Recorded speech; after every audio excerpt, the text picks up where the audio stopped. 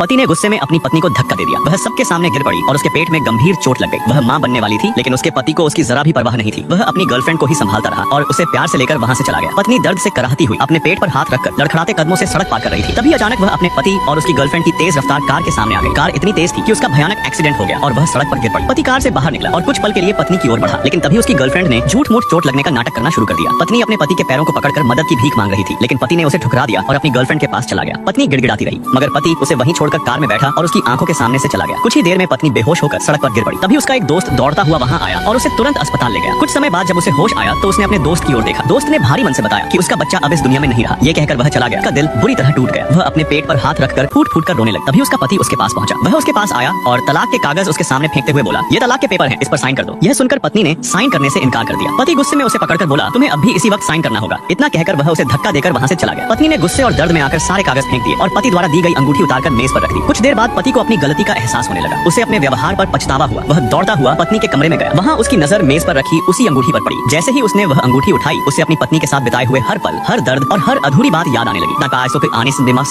उसका दिल पछतावे से भर उठा।